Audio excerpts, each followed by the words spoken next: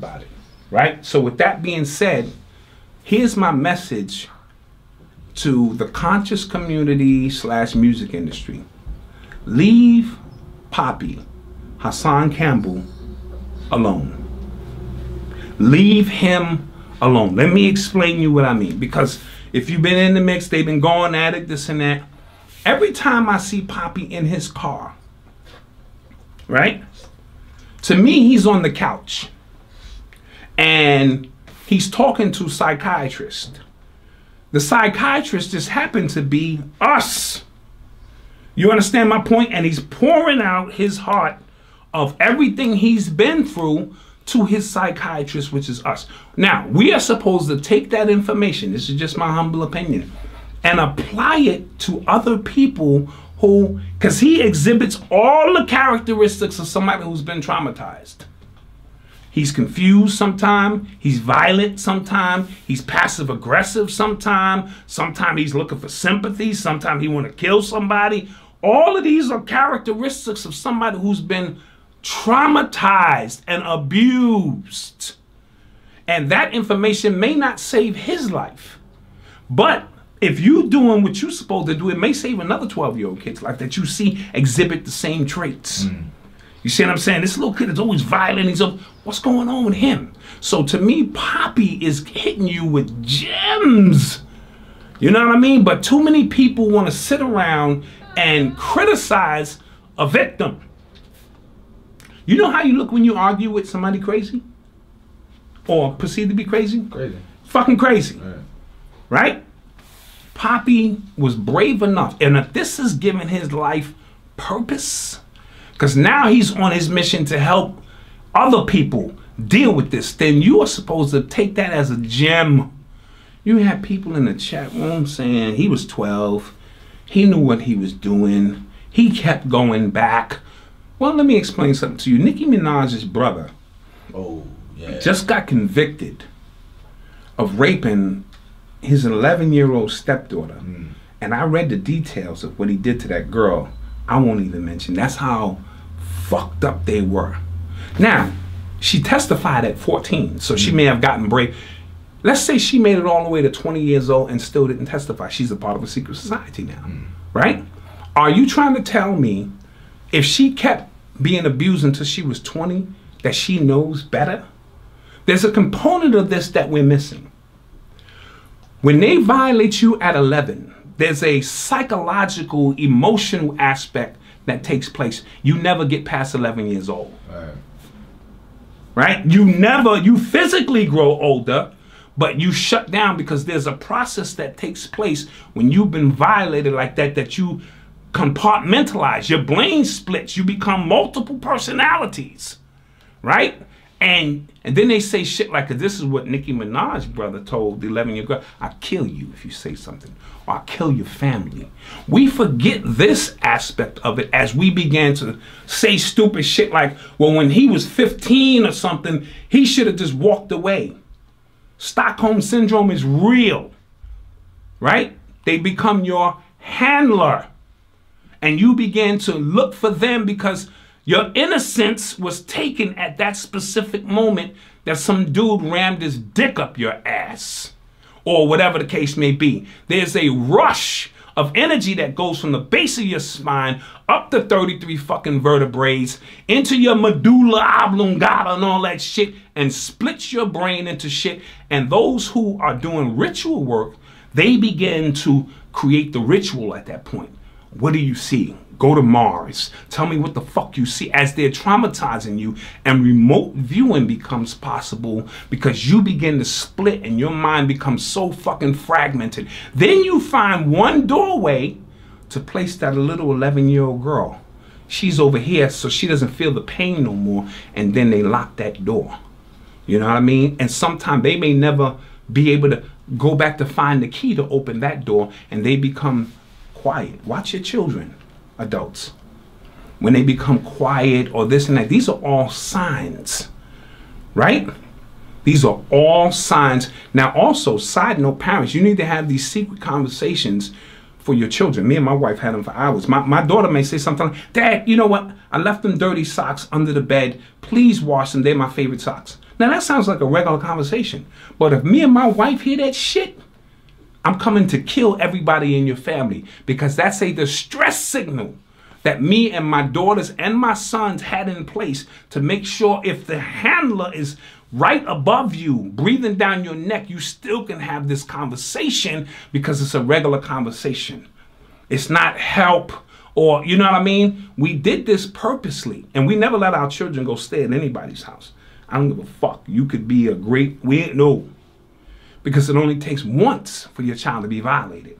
I remember my son, my oldest son, was talking about, because he went to a Catholic school. I sent all my children to Catholic school, not to become Catholics. It's just that the graduation rate to college was 99%. And I knew they had to wear uniforms and they were very disciplined. So I took advantage of that process. But my children will all tell you, no, we knew who the black man was and we knew the whole shit. I got kicked out of I was going to say, Malcolm got kicked out of a lot of classes and shit. It was, get him out of here. But one day Marcus comes over and says, yeah, we having a retreat with the the priest and we going away. I said, nigga, you ain't going nowhere. He was like, well, why can't you can't go a motherfucking place?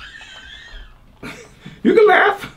I said, nigga, you ain't going nowhere, because I know what time it is. Then another time he came home and they wanted pictures of the family. Whoa, pictures of my family so they can get that ritual work done because you was one that got away? I don't think so. What the fuck is wrong with y'all people? Okay?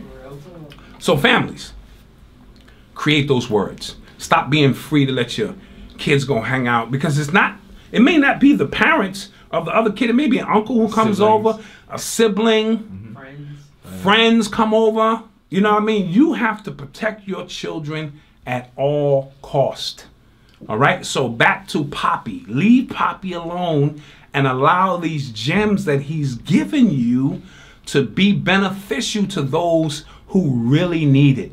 His life has become his testament, and that's some brave shit. And he's telling you stories that he broke the oath of the secret society. And don't think Africa Bambaataa wasn't his handler. Africa Bambaataa didn't have to tell him, I'll kill you. He could just look around at all the fucking killers that was around Africa Bambaataa and know, oh, whoa. And Poppy has been very upfront about his relationship, who he still loves Africa Bambaataa. And for y'all simpletons who have been spending the last 6 months going in on a victim, shame on you. Now you want to know why people don't come forward, and you want to say that he should have known better when he was 12 and 15 and he kept going. You misunderstanding the whole process of what these kind of things can do. Ronald Savage was different. Meaning he wasn't a street dude, so he didn't exemplify, he didn't become violent, he became more reclusive. So there are many aspects to being a victim, and I'm going to share this with all of y'all. We have all been sodomized and raped and abused in some way, shape, form, or fashion. May not be physically. Look at us as black people. We have been fucked, pun intended. If you really understand what we have been through in this country. You know what I mean? We have been through so much shit. And just look at us. We're violent. We're confused. The whole litany of things we have gone through has been because we have been violated. You know what I'm saying? Way back when to now, maybe just not physically, but the violations have been taking place. So do me a favor and let Poppy live. If you tired of listening to him, don't click on his video. Sometimes I don't want to hear that shit. I go, not today, Poppy. But that's not just with him, it's with other people too. Just like you might click on my videos and go, yo, black dot, not today. I'm tired of hearing your goofy ass voice, so I'm not gonna, that's your choice. But don't go on his timeline or create a war of videos questioning whether this man was a victim, all right? When you argue with people, like if I bump into an old person at the post office and they curse me the fuck out, what would I look like cursing out this old person who might have dementia, Alzheimer's? You motherfucker! Fuck that old man. You look stupid. Or somebody who's disabled who have Tourette's, they might go, fuck you! And I say, fuck you back. You look fucking stupid. Right?